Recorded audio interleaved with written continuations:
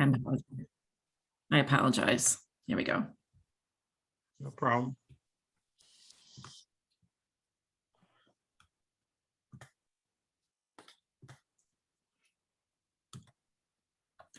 So this new definition, is the idea of helping people follow their dreams and get in touch with what their gifts are. It's not an ending and not a stop to our opportunity to contribute to society. Again, past generations sometimes thought of it as more of, even the joke about going out to pasture, kind of thing. But really, today, we're still able to be active and engaged in society. So retirement's sort of a misnomer.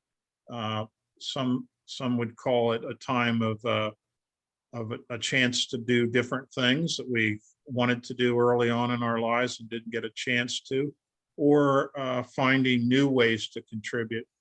If you go to the next slide, Kate.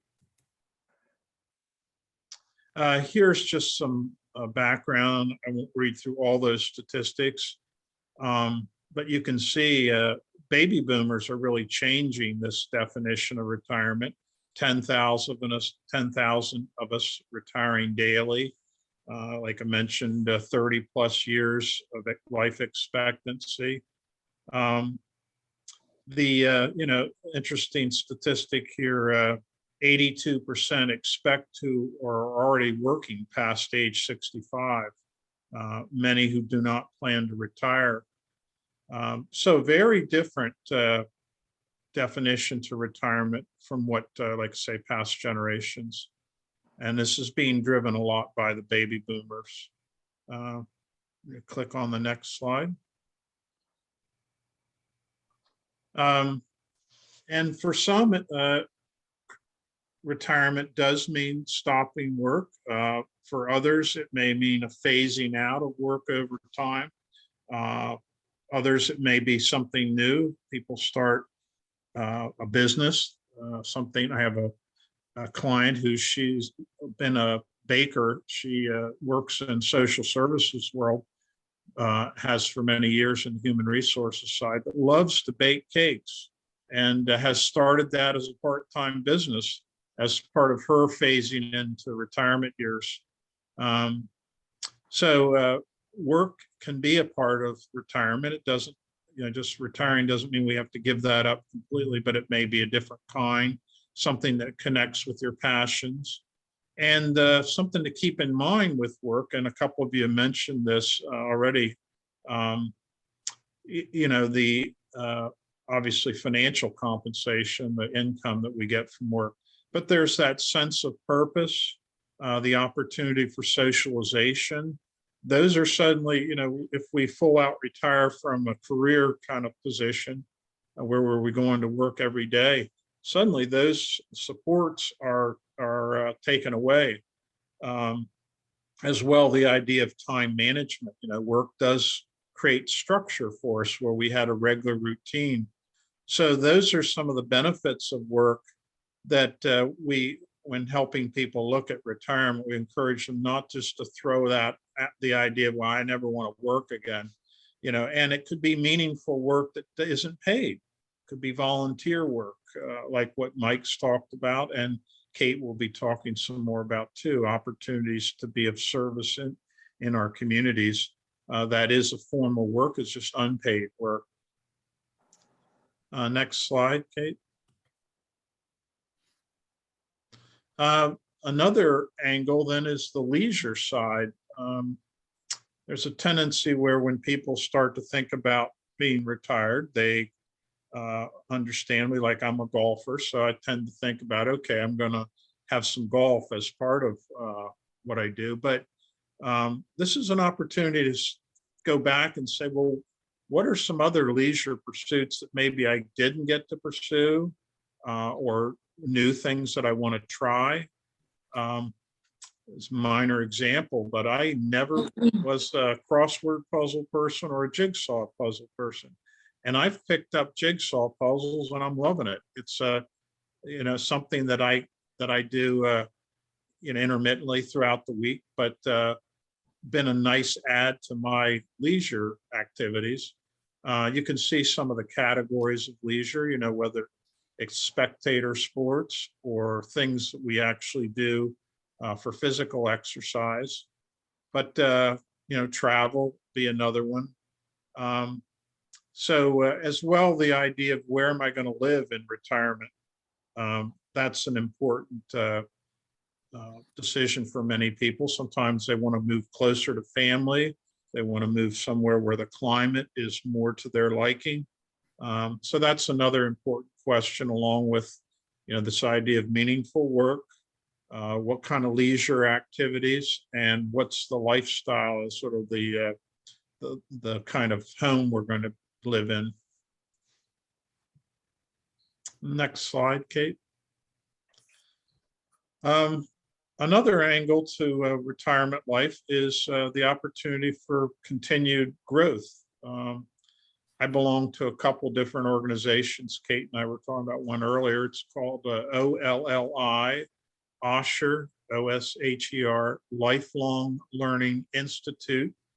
It's a national movement, and they're typically chapters in communities that are connected with universities. The closest one I know of OLLI is over in Berkshire Community College in the Berkshires, but they have webinars and Zoom sessions. In our area, there's UCALL, U-CALL. That's Union College Academy of Lifelong Learning. Mary Louise, you may have heard of it through GE. A lot of the GE Elfins, retirees from GE, are part of UCALL, and they offer programming in the spring and the fall, as does ALL up in Saratoga Springs. It's part of Empire State College. ALL there again stands for Academy of Lifelong Learning. Those are examples of groups that offer programming, just a wide variety of things, some of which are sort of current events, climate, politics, but also just a range of topics that include things about people's hobbies. I give those just as a couple of examples of ways that you can continue to be engaged in life in an intellectual way and personal development and growth. And what else do we have there?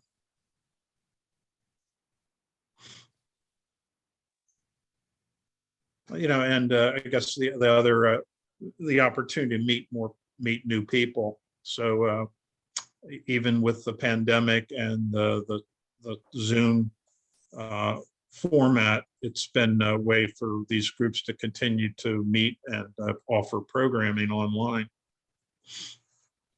Next slide, Kate.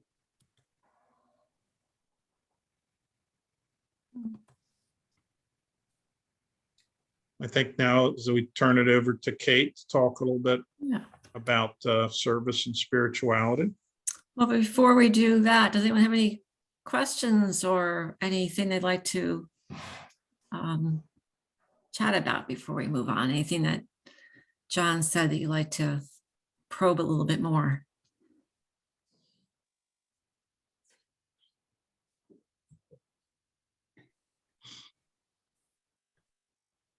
No? We good? So we'll move on.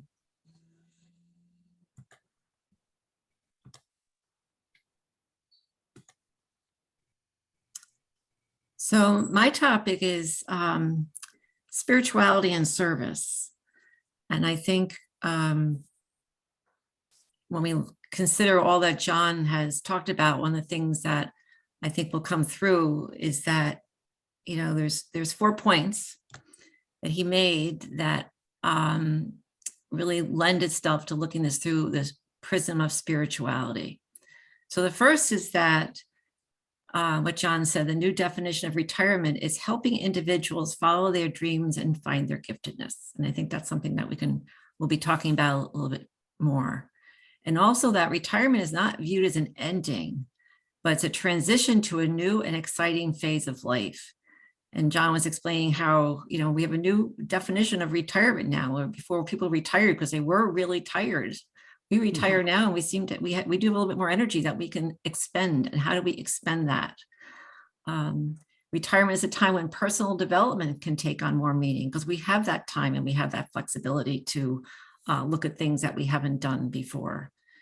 And that we find life meaning by pursuing purpose. And we often find purpose by helping others or by giving back on a more global level. So how often have we met someone for the first time? And one of the first questions they most likely would ask you would be, and so what do you do? And often it's an icebreaker, to be sure. But it's also a way that it's a shorthanded way for how we define ourselves, because most often we describe that by what we do. We say, well, I'm a teacher, I'm a nurse, I'm a doctor, I'm an attorney, I'm a state employee, or I care for my parent, I care for my grandchild. We can kind of fill in the blank. Have you ever heard anyone say when they answer that question, well, I pray on a regular basis and I do the corporal works of mercy? Probably nobody ever says that. But it's something I bet most people on this call do. But when we hear that question, though, we immediately go to what do we do as part of our work? And that's an assumption that we are what we do or what we did, that our work is what we do or what we did. There's been some articles in the Times Union on Sundays in the business section that maybe you've seen them about retirement. And I'm going to send, actually, I forgot to mention this. I'm going to send some resources when we're finished here, some resources, things that John has mentioned, and some other books and things that I'll do a follow-up note to you with some of these resources. And some of them are these Times Union articles. And there's one in particular that was a little heart-wrenching for me. And it talked about people who have a fairly easy time transitioning to retirement, but for some people it's an incredibly difficult task for them because their identity is so wrapped in their work that when they're without that work, they're kind of lost. They don't have their purpose or their meaning. And I think one of the things that I've learned, because I'm a retired state employee, I work for the Public Service Commission for many years, and this is now my second career is doing this. But I think one of the things that I've learned that these tools, these ways that we describe ourselves, they're really tools of convenience. They're shorthand ways of what we describe ourselves, but they don't define the work of God in our lives. This work that is always ongoing of who we are and who we're continuing to come to be, not as the world sees us, and not always as how as we see ourselves, but how God sees us, that God is actively at work in our lives. And this continues now when we're in our retirement years. It doesn't stop. So when I was preparing for today, I came across this video of Pope Francis, and he was delivering this message on World Grandparents' Day. And I had not seen Pope Francis talk very much I've seen him, give a short presentation or respond to questions to reporters, but I never saw him sit behind a desk and give a talk. And I think perhaps because it was this topic of talking to elders, that there was something, he had this greater sense of, a tremendous sense of warmth and understanding. So to one of John's comments that he said about retirement is not viewed as a transition, not as an ending, but as a transition to a new part of our life. Here is Pope Francis. And in his message, he said, when I had reached, so to speak, retirement age, and I thought I would not be doing anything new. And I thought, holy Toledo, here's the Pope. And he didn't think he was going to be doing anything new. What does that say to me? And I've come to the conclusion, and this is not new, that our God is a God of surprises. And as God surprised Pope Francis and his role as Bishop of Rome, God's going to continue to surprise us as well. And as we prayed in our opening prayer, being of retirement age, so to speak, as the Pope said, is an opportunity to seek God more and to live in the expectation that God is going to open new horizons and new opportunities to us and serve that will bring blessings to many others. Pope Francis then went on to say that there's no retirement age from the work of proclaiming the gospel. We are never too old for that work. By virtue of our baptism, we're called to use our gifts and talents in all the seasons of our lives. So God calls us in different ways and at different times in our lives. Pope Francis also said in this message that for every hour of the day and in every season of life, God continues to send laborers into the vineyard. So the question is really, how are we being called to be laborers in the vineyard in this phase of our life? What new horizons may open that we'll have opportunities to serve? As we embark on this stage in life, the question for each of us is, where is God in my life now? And where is God leading me? So I just want to share a little bit with you about Ignatius of Loyola. There's lots of different kinds of spiritualities, and Ignatian spirituality is one that I'm most familiar with. So I just want to share a little bit with you about Ignatius and how he would sort of address this question. So he's, St. Ignatius of Loyola is the founder of the Society of Jesus, or the Jesuits. And he said that God is in all things. God has been present in all parts of our lives. In the beginning, whether we're conscious of it or not, God has been present there. And I think one of the great contributions of Ignatius to the life of the church is this process of discernment, of looking at the consolations and desolations in our life, but also this prayer that's called the Examen. And it's a prayer that Ignatius asks his followers to do each day. And he emphasized that if there's only one prayer that you do, let it be the Examen. So there's 5 parts to the Examen. First is you give thanks for all the things that I am grateful for today. Then we ask for God's Spirit to help me sort of review my day, to recognize the areas where I may have fallen a little short, to ask God for forgiveness, and then pray about the next day that's to come with the resolve to try to do a little bit better. If we do the Examen on a regular basis, we can see the many, many blessings that we have in our lives, the small ones and the large ones. And I think this is a really wonderful prism for us to look at, to kind of view our lives, especially this season of retirement, because it allows us to see the graciousness and the goodness of God in our lives. There's a line in Isaiah that I like. The Lord is always waiting to be gracious to us.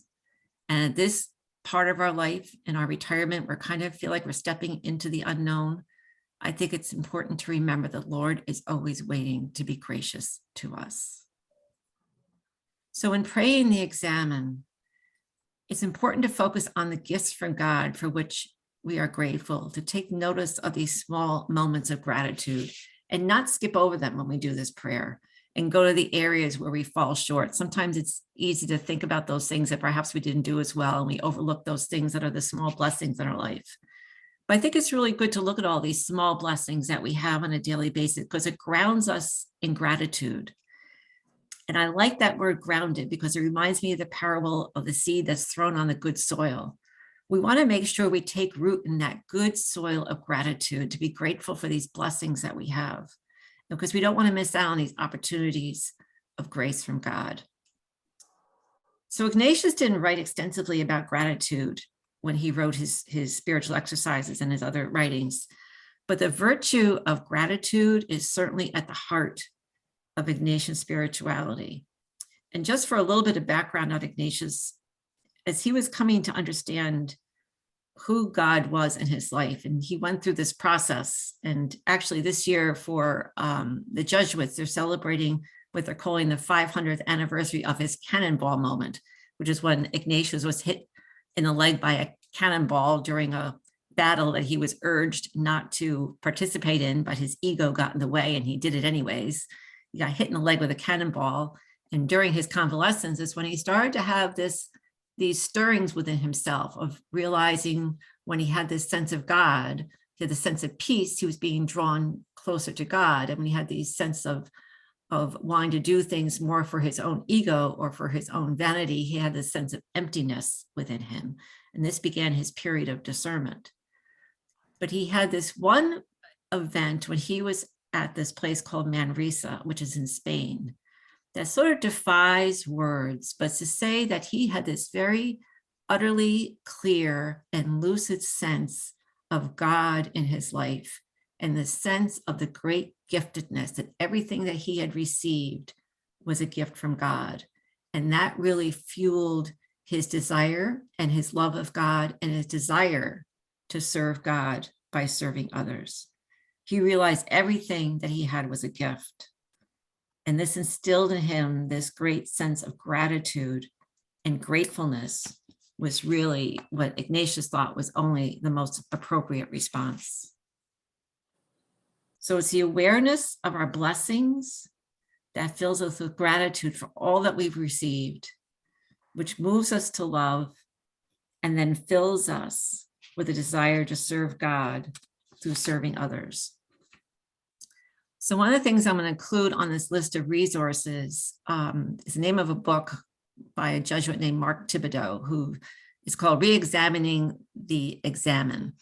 And it takes this very simple prayer and it puts it through different angles, things to consider. And there's an examen on gratitude, and I'll include that specific one in the resources. And I think that's a really wonderful way when we're looking about planning retirement, is to consider an examen of gratitude and consider the blessings we've had in our lives. Consider the experiences that we've had, the ones that are positive, and maybe the ones that haven't been so positive, the people that we've met, and to see where that leads us and how we can use our gifts of our time and our talents to help others. And one of the things that perhaps John will talk about at the end is that, we hear a lot about financial planning, and that's very important, but our time is our most precious commodity that we have to give away. It's a finite resource. We don't know how much of it that we have, and serving others is a very generous and a very selfless act, because it is truly giving of ourselves. Giving of our time is truly giving of ourselves. God does not give us for our gifts for ourselves, but to give them away to others. And I love this image that we go back to God with empty hands, that everything that God gave us, we have given away to serve others.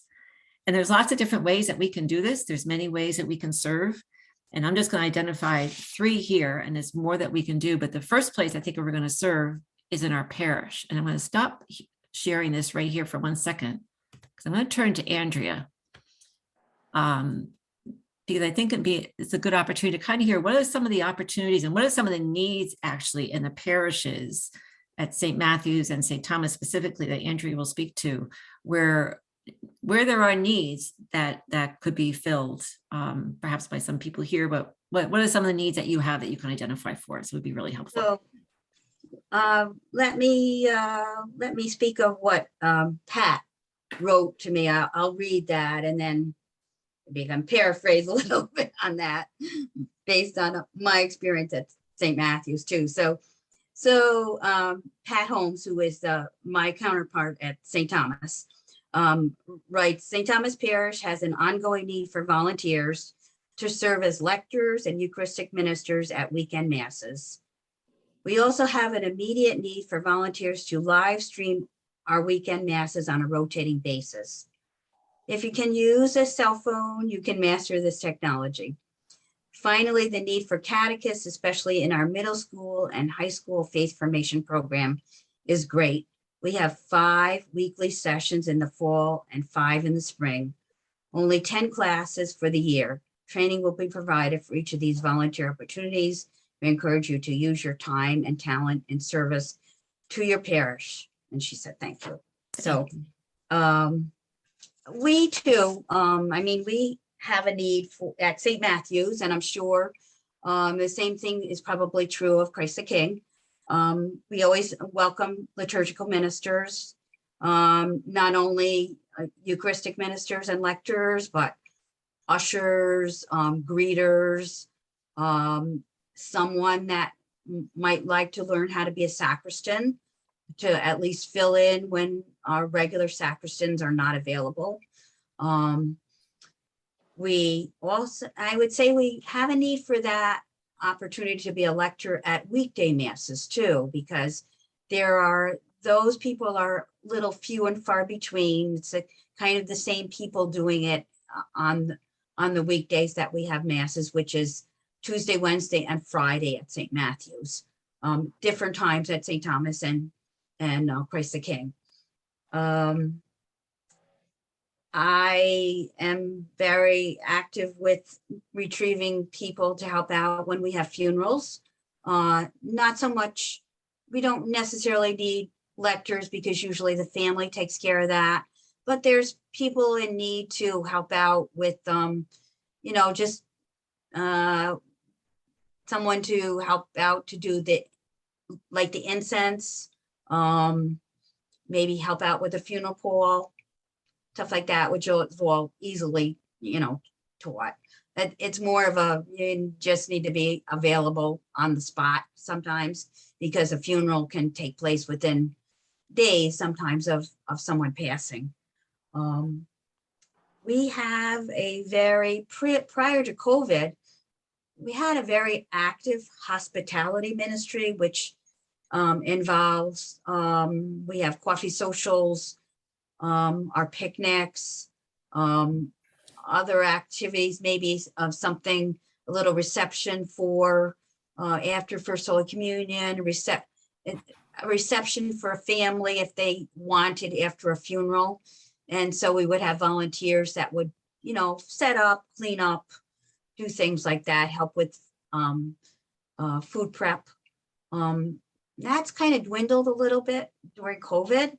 Obviously, we weren't doing anything, but now we're back to having coffee socials, and we need to get people a little more encouraged to do things like that. It doesn't require a lot of time, and it's usually something that happens, on the weekend. Another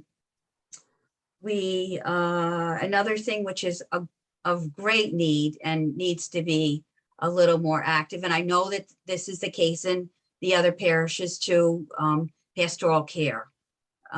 Visiting our homebound people, visiting sick, in the hospital, nursing homes, bringing them communion. The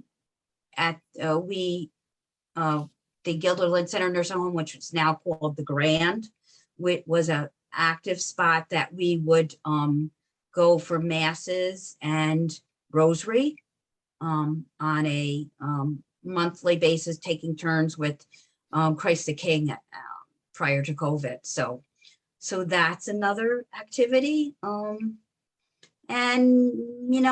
it doesn't mean that you can't think out of the box as far as pastoral care. We've got a lot of people now that have moved into not only assisted living, but senior housing, the Mill Hill apartments that are on 155.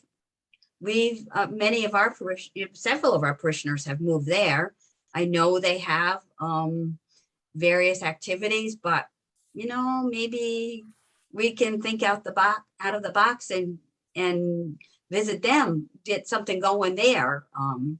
They have happy hours and stuff like that. So, why not join in on that or something? We recently had somebody that asked about doing a ministry for widows and widowers. So that's something that might need to, get a little push. We don't have anyone for that at the present time, but it's something, if somebody was interested in, starting up, that's a possibility. And it could be a shared experience among the three parishes too, so. Thank you for all those great ideas. Thank you. You're welcome. So You're there's plenty of opportunities to serve right in our parish, and the parish is where our souls are fed each week. So if there's a way to serve there, I think that's a great place to start. Another place to consider serving is right in the community in other ways. You might be familiar with Catholic Charities has their large food distributions that are throughout the diocese, and that you can volunteer as often as you like at any one of these to come for a couple hours in the morning and help break down the food that's distributed from the regional food bank and put it into smaller bags that are sent to the people who come to these drive-through food pantries. There's also the organization Community Caregivers that Mike will talk a little bit about, that's in Guilderland, that does outreach to seniors who are at home in the community in our area. So that's another place if you want to serve in the community. And I'll just briefly mention IVC, the Ignatian Volunteer Corps. As I mentioned, this is for people who are 50 and older. So it's primarily people who are retired, who serve from 8 to 16 hours a week for 10 months from the year, so usually September to June. But what makes IVC a little bit different is that the people who serve in IVC, we also gather together for prayer and reflection in the spirit of Ignatius, of finding God in all things, of where God is in my service. And we also have the opportunity to meet with individually with a reflector. So in addition to meeting as a group, if someone who's serving in IVC chooses to, they can meet individually with a person such as John, a spiritual director, to kind of go a little bit deeper in where their service is. So people in the area serve at Catholic Charities, at Unity House, at Community Caregivers, at RISE, which is a program for immigrants, at the LaSalle School in downtown Albany. Those are some of the organizations where people serve, and the range of their service goes from things that they have done in their professional life to something that is totally and completely different than what they've done before. So in thinking about your service, I think it's good to consider what kind of time that you have to make a commitment to. Not everybody has 8 to 16 hours a week because they have family commitments and other things, but sometimes people can commit to an occasional Sunday to help at church. They can commit to a couple of hours a week for a community group. So if you have that time to consider how you can serve, that might be a really helpful way to consider your time. So just to kind of conclude all this, in considering service and spirituality, as you're planning your retirement and all the facets that John's going to offer for consideration, bring it all to prayer. Bring it all to prayer. Think about where your gifts and talents are. Think about where your skills are. And I firmly believe God speaks to us through our desires. What is your desire in terms of wanting to spend your time, spend your talents, and spending it with others? And where do you feel called to do that? Pope Francis says the Lord is always close. And I think perhaps maybe even by using this examine, it might be a way to see where God has been close to you in your life so far and how God could be leading you to your next steps in part of your planning. So I'm going to stop here and see if anyone has any questions or any thoughts or anything you'd like to share.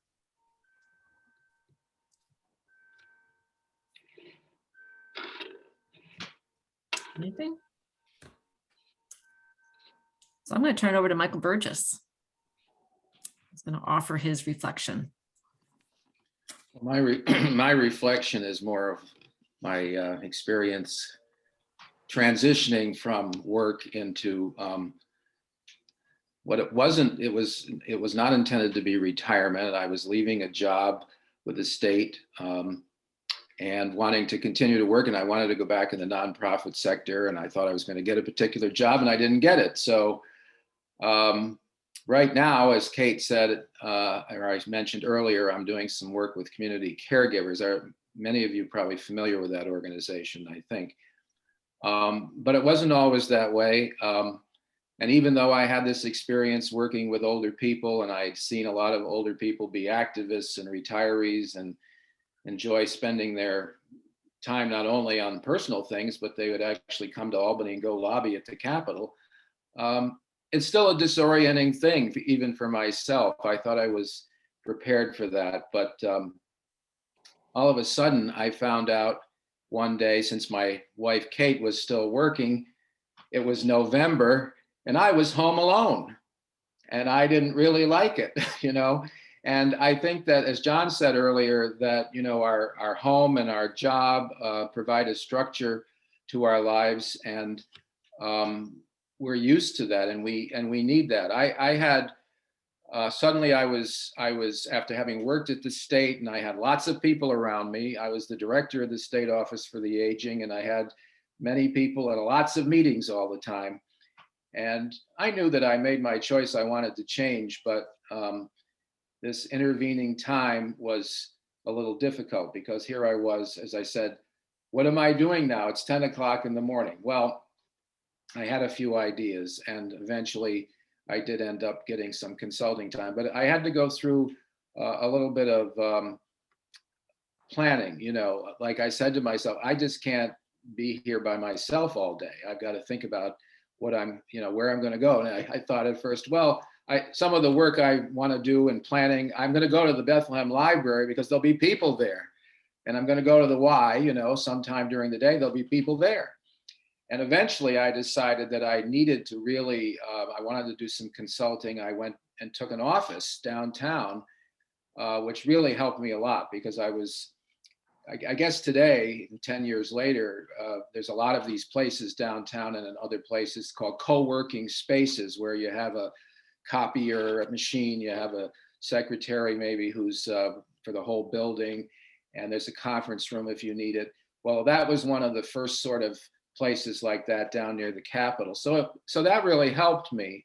And I started a routine where I went down there most mornings of the week, and the good thing was I could go when I wanted. So it was 9:30 or 10, and I would stay till when I wanted, as I'm working on, looking at opportunities. I did get a consulting job, so I was doing that there. And, but you know what? I had to give myself permission to not always be working. I was so into the structure, and I guess we all probably are. I did say to myself, well, Friday's okay. You can take Friday off, get a 3-day weekend. That's a little perk you can have all the time now. But you know what? It was from 9 to 1 or 9:30 to 1 or 2 in the afternoon. Everybody else is working. I should be working. Okay. So it took a long time to kind of ease into having what I was doing, dictate my schedule as opposed to me locking that schedule in. I would give myself permission, around 3 o'clock. Okay, now you can take some time off. I had this vision, when I retired, I used to think to myself, it'd be really great, to ease into it and maybe work 20 hours a week, 4 days a week, 9 to 2, take an hour for lunch, whatever. But it turned out that was what I ended up kind of having, even though I hadn't really planned for it. So let me just say that now for me, many years later, I'm still doing a few hours of work as a consultant with community caregivers, but I'm also involved with a number of volunteer activities. I'm still, I serve on the advisory committee for the County Office for the Aging, part of what I did in my career.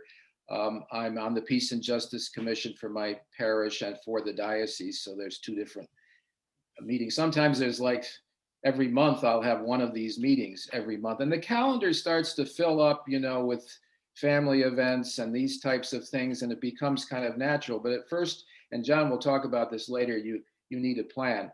Here's something good that happened to me. When I got out of college in the 70s, I used to think I would be a freelance. I wanted to be like a freelance writer. I thought that would be something that I'd like to do. And I researched it. How do I write a magazine article? How do I do this? How do I do that? Well, with self-publishing now and with Amazon and all of that, I decided when I was still at the beginning of this and didn't know what I was going to do, I said, I have the time now, I'm going to write a book. Well, what do I know about?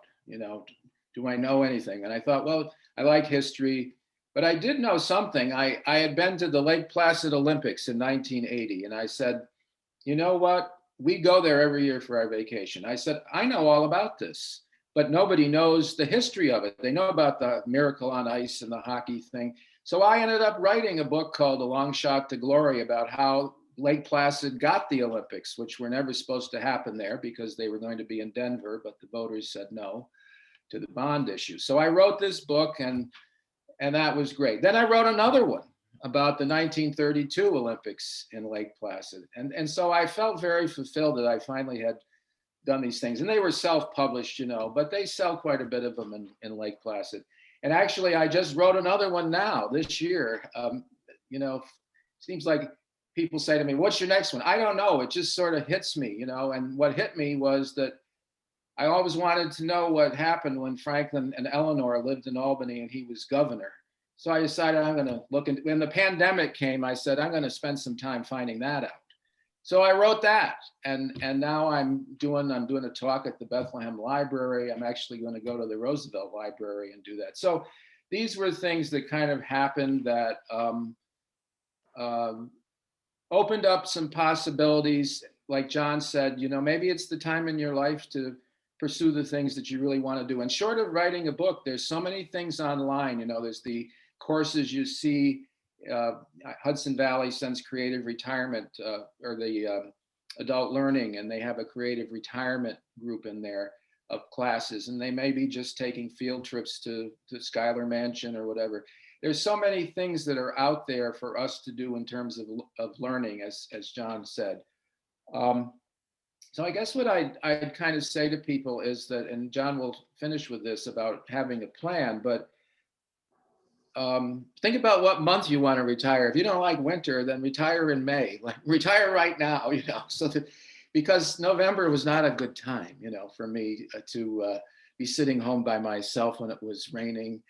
That would be one thing. Take a vacation for a couple weeks before you retire, or extended vacation, and see what it's really like, you know, when on a vacation beyond just having the fun and going somewhere, so that the vacation is so long, it's like you're saying, oh, well, what am I doing? You know, I'm kind of over the vacation. So what's next? I think these are things that people can think about how you're going to do that. Things got a lot better when my wife retired from her job at the state, because suddenly she was home and is doing this job part-time. And then the pandemic hit. Can you imagine me if the pandemic had come 10 years ago? Well, she might have been home, so that would have worked. But it would have been a really difficult thing, I think, if we don't have a plan for that. But let me just say this, that being older and having more time to yourself, I think back on my life and my career and all the jobs and difficulties sometimes in jobs and getting new jobs, looking for others. And I see that God was always on my, you know, with me through that. And what I mean by that is that I think we all kind of think, well, what if I'd gone into this? What if I'd done that? I always felt like, as I said, if I hadn't gone into the field of aging, where I wanted to help people, I got into that because my grandparents, I had such an appreciation. They were immigrants when I was young, and they had such an influence on me. So that's why I knew that God had led me to do that. Okay. But I always used to say, well, what if I had been a journalist? Maybe I'd be on CNN now. Well, that wasn't the plan. The plan was for me to do exactly what I did, which was to work in the field that I did, helping people. It was very important to me. It's still important to me. So I know that God was always part of that. Doors closed, other doors opened. It wasn't always easy. I applied for a lot of jobs. I never got them. And I think it's the same kind of thing in retirement. There's going to be doors that open and doors that close. And we'll all know there's always something meaningful to do in life. And we just need to discover our passions and dreams and work with other people and live them out in community quite often. So that's my little story. And John's going to follow it up.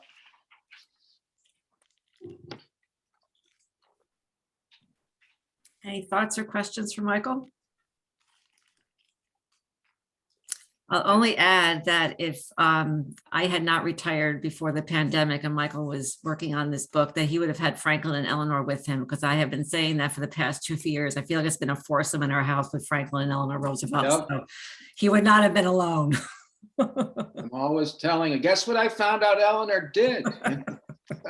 Oh, one final thing just about that, which I always, in the book talk, I like to say, was that Eleanor was such an activist that she always was pushing Franklin that he would pray, "Dear Lord, make Eleanor tired."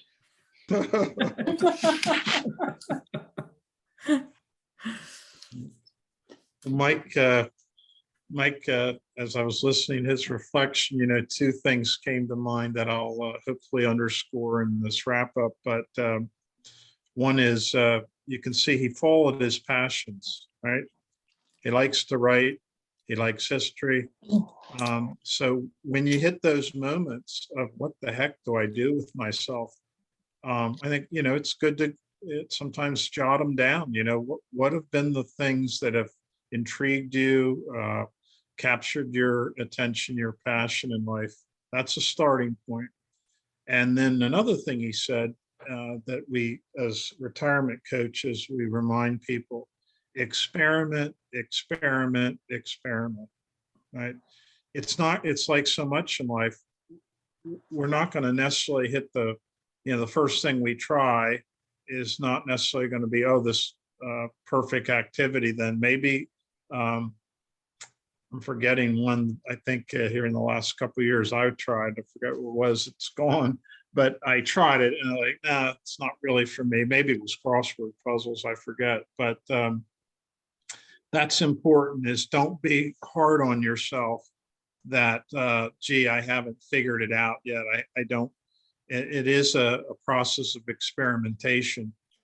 But as you go about it, it does, and Kate, if you go to the slides, it helps to do some planning.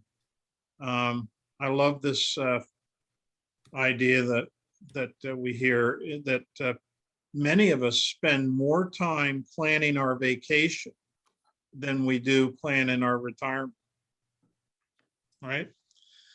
And yet here we are, retirement's now our career.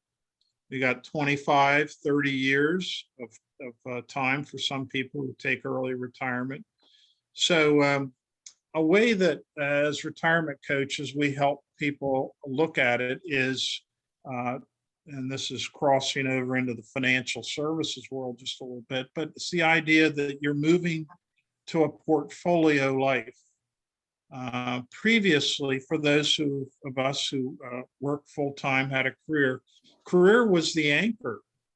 As Mike described, Kate as well, your week is pretty much consumed by focusing on work, and then we'd squeeze family time into a little bit in the evenings and on the weekends, some social time, but career was really the main anchor. At this stage of life, not unlike an investment portfolio, if you spend any time with your advisor on that, you know that we don't want to have everything invested in stocks. We don't want it all be in cash. We don't want it all be in bonds. It's a matter of diversifying it across a couple of investment areas.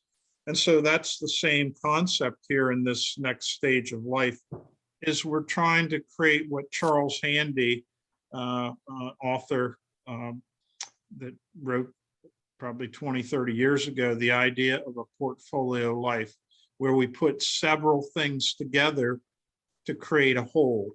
So if you go to the next slide, Kate,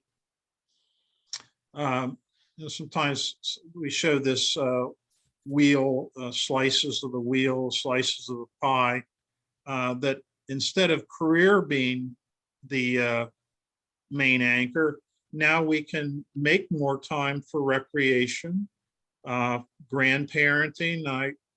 I luckily made it in time. I had my 10-year-old granddaughter had her first choral concert tonight at 6 o'clock. I got to hear her sing her solo before our program tonight. But, so if you have family close by, and even if you don't, through Zoom and other technology, we have the opportunity to spend more time with family and friends. I have a regular lunch appointment with a friend or two, a retired pastor. He and I get together. That's different for men. Women tend to be better at that, maybe the relational side. But that's an area that we can expand at this point in life. Kate's talked about some of the ways that we can focus on our spiritual life through service, through reflection, through meditation. So you can see there from the wheel that this idea of, instead of career being 80, 90% of our life, with 10% left over, 10, 20% left over for social and family, at this stage, we can have a more diversified portfolio life, if you will. If you go to the next slide, Kate. How do you put that portfolio life together? Well, it is sometimes a bit of an experimentation. There are options. We've talked about many of them this evening. Starting a second career like Kate did with IVC and her director work there. In Mike's case, taking on some consulting work, starting a business. And you can see some of the others offered listed there, taking courses, travel, volunteer work. So again, it's a process, and be patient with yourself. It can take, a year, 2 years, for some people a little longer, really, to figure out what that new schedule looks like. It is important to try to build some structure, though. We joke that you don't want to end up spending your day in your bathrobe eating chips, watching TV. That maybe once in a while as a break, but having some structure to whether it's like Mike, I do the public library in Clifton Park. I try to do that most Wednesday afternoons. Go up there and read through some of the periodicals I like to stay current with. But I live alone, and so it is a way to be out with people as well. So those are some examples of how you put a portfolio life together, and it does take some time to figure out which pieces make the most sense for you and what proportion of time you want to spend in each. Go to the next slide, Kate. Another angle to be thinking about is call it a retirement life plan for this next half of life. You want to think about your spiritual needs, your social needs, physical, taking care of ourselves physically, psychological needs. Do we make sure we have the supports we need to keep ourselves mentally healthy, especially in the time of this pandemic? That's been, a real challenge for some folks with loneliness and anxiety. And obviously the one that gets, 90% of the advertising is financial needs. So that is a piece of the puzzle, but we encourage people to look at physical, psychological, social, and spiritual, and to make sure you're putting emphasis on not just, do I have enough money to retire, but have I addressed those areas of need as well? Okay, Kate. Putting those pieces together, AARP has a great section in their website called Life Reimagined. Tons of resources listed there. Kate's going to send some out after today's session. You can obviously hire a retirement transition coach, someone like myself. There are probably 4 or 5 in this part of the state. And there are other groups that you can be a part of that to get ideas. There's a group called the Village Movement. That's for folks living in community and sometimes urban settings, not in a retirement community, but it's the idea of creating the sense of a village, folks that are in urban setting close by to each other, but drawing upon similar services. There is a group called Saging, SAGEING. That's for folks that want to share with others about the elder, the experience of growing older. There are spiritual direction groups. So there's lots out there, like someone mentioned earlier. You can go online, and it's great today. We can put in questions like, what do I do in retirement? And you go and you would find a listing of resources. So I just close with keep searching, keep experimenting, and enjoy. We have a gift that God's given us of another chapter of life. For many of us, we're pretty healthy. We have some financial resources. And so it's a time to enjoy and to give back.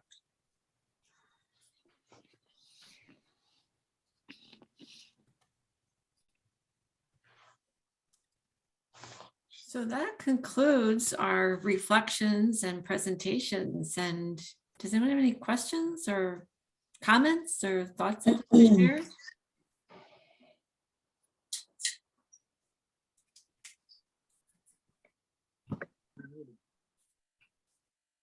That was a nice evening. Thank you. Yes, You're yes, welcome. a lot to discern. Kathy, will we be getting a copy of this this presentation that you were able to put together for us tonight? This is fabulous. I can't wait to talk to people over at Christ the King. I'm gonna be thrilled. Well, let me see how well it came out because I didn't I didn't press record quick enough. So let me see if I can repair that a little bit somehow. So I'll certainly send you a list. I've been writing down some of the things that John mentioned, and I have some resources from a previous talk that we gave. So I'm gonna put together a collective list of Great. everything, and hopefully I'll include the link to this too. So Wonderful. that will probably come probably next week. I'll be sending that. Okay. Great. Thank you. Great, yes, thanks so much. All right. If Yeah, and there's if you know other people who are interested in this, you know, have them contact Kate and Yeah, other parishes or other other groups. parishes. We've done this, you know, up in Clifton Park, we're on Zoom, but we still think that, you know, there's a lot of people who would benefit from it. So if you know of any other places, or even if it's not a parish, it can be a senior group or, you know, a community group. Now, this actually started with a talk that was given by Michael and a couple of others at the Bethlehem Library. So we sort of molded a little bit different to kind of emphasize a little bit more the spirituality component of it, in addition to all the other pieces that John had spoken about. So we can certainly tailor this to the group that's there, because I think now I think there's a need to figure out this next part of life for all of us, because there are challenges that are presented when you spend your life in a particular structure and all of a sudden you kind of step out and you're outside that structure. And how do we address all those needs that John had talked about, and do in a way that gives us meaning, that we want to get out of bed in the morning because we want to do these things that we like to do. So how do we live that purposeful life in a way that means for us? And as John had on the last screen, you know, there's no cookie cutter way. And what works for one person is not going to work for somebody else, but we have that freedom to define that. How do we use this gift of time that we have and use it well? So we're happy to, if there's others who you think could benefit from this, we'd be happy to offer this talk again. All right. So with that, thank you all so very much for being here this evening. Thank you for your enjoyed being with time all of being you. with us. Yeah. And I'll send you all an email within the next, probably not this week, probably early next week after Memorial Day with the list of resources and hopefully a link to this as well. All right. Thank you. Very good. Thank you all very much. Thank Night, you. everybody. God bless. Good night. Bye now. Bye.